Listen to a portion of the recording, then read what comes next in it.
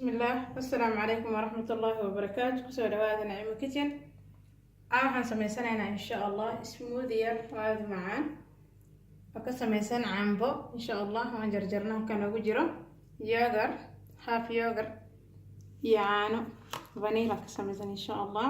flavor vanilla waaye iyo koob biyo insha Allah. almost yogurt weelkeedan ku cabirna biyaha intaas ku darsanayna insha Allah. dalasho macaan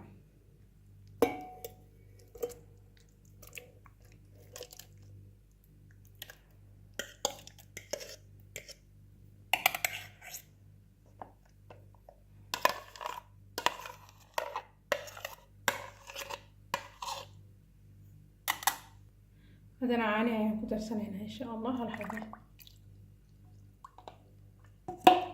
biyo glass half camal ayaan ku daray insha Allah. hadana waan shiidanayna insha Allah. waxayru isku shiidnaa waxaan ku darsanaynaa 2 qaado sokor insha Allah.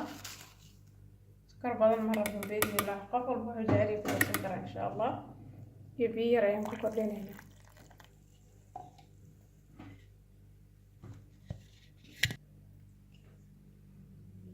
ما شاء الله smoothie وانا diyaarsan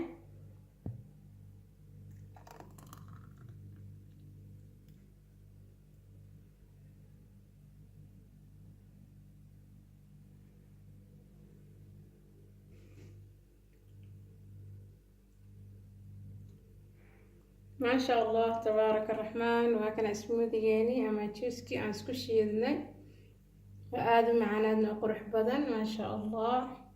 smoothie عرورتي حاجة كوفي عامل ما شاء الله. هذا جانب كان كعصبته سبسكرايب هدي أظهرين ورجوكتين لايك نشرنا ونشر قريب بإذن الله. ولا له يقال قطاس يعني نكعصنا إن شاء الله. كسر جانب كانوا نعيمة كيتشن. please subscribe like and share. thank you for watching. السلام عليكم ورحمة الله وبركاته.